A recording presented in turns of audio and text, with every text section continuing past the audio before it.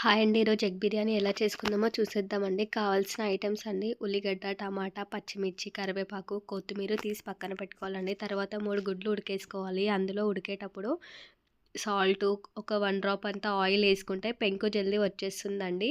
అందుకే గుడ్లల్లో వేసుకొని ఉడికించుకున్న తర్వాత ఉడికించేదాన్ని పొట్టు తీసి పక్కకు పెట్టుకోవాలండి. తర్వాత ధనియాల పొడి, జీలకర్ర, గరం మసాలా తీసుకోవాలండి ఎగ్ బిర్యానీలోకి వేసుకోవడానికి.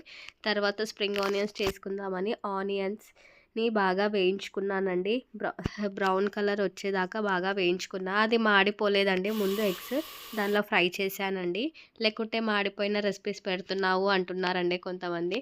తర్వాత స్టవ్ ఆన్ చేసి గిన్నె పెట్టుకొని మళ్ళీ ఆయిల్ వేసుకొని హోల్ గరం మసాలా వేసుకొని తర్వాత ఆనియన్స్, గ్రీన్ చిల్లీ వేసుకొని బాగా ఫ్రై చేసుకోవాలండి. తర్వాత కొత్తిమీర, కరివేపాకు కూడా వేసుకోవాలి. తర్వాత టమాటాస్ వేసుకున్నానండి. కారం, ఉప్పు వేసుకొని బాగా ఫ్రై చేసుకోవాలండి. ఫ్రై అయిన దానిలో 1 కప్ రైస్కి 2 గ్లాసెస్ వాటర్ వేసుకొని బాగా మరిగించుకున్నానండి.